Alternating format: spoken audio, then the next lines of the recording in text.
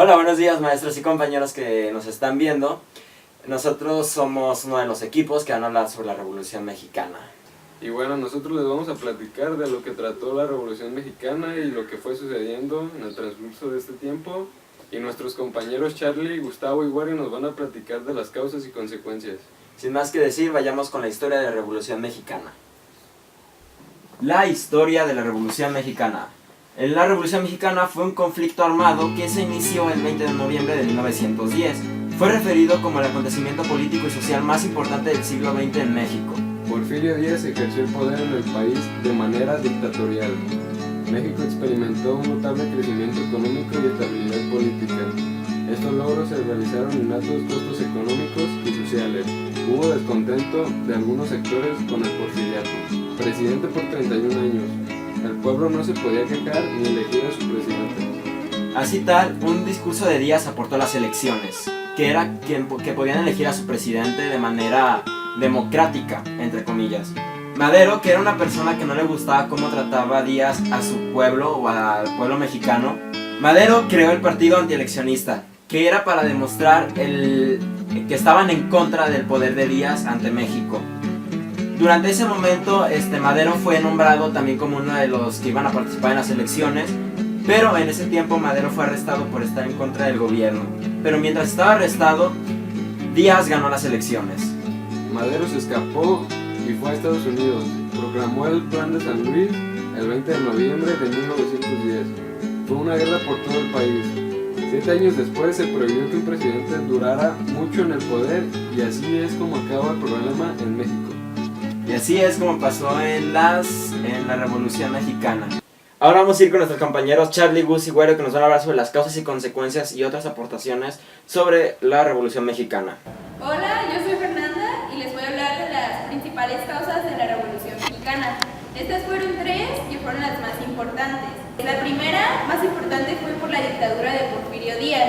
Sabemos que era un caudillo autoritario que había llegado en el poder en 1876 y se aferró al poder religiéndose 7 veces, o sea, tuvo 7 oportunidades.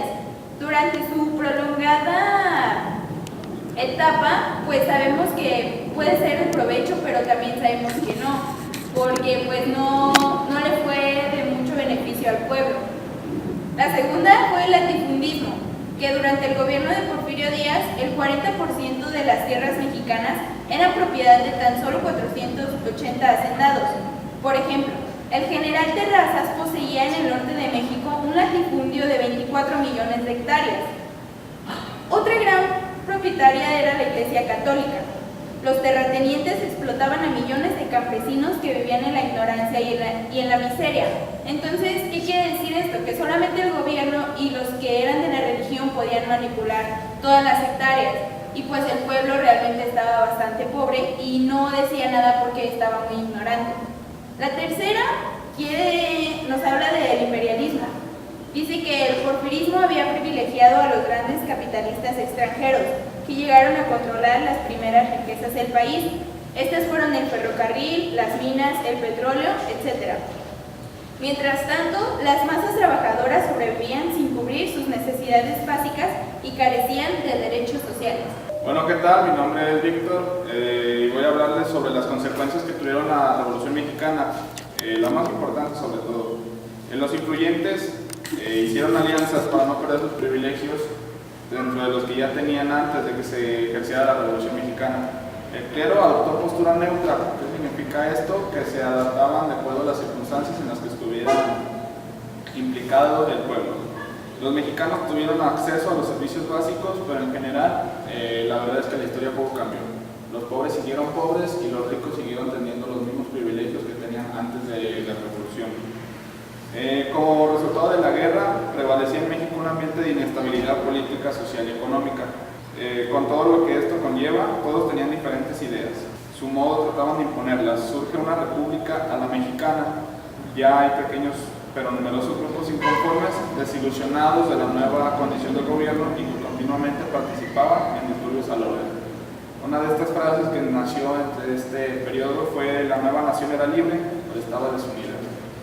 Buenas tardes, soy Charlie y con ustedes Porfirio Díaz. Porfirio Díaz, señor. unas preguntas. ¿Qué diferencias encuentras entre la política de antes y a la política de hoy? Pero lo que veo hoy en día es que la corrupción aún sigue presente y también la desigualdad social.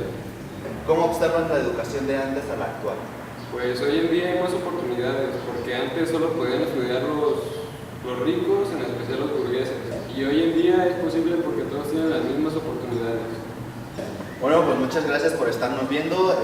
Con nosotros estuvo el señor Porfirio Díaz. Nos hizo este gran favor de revivir lo que pasó en su época, que nosotros no sabemos. Y disfrutar con ustedes. Gracias igualmente.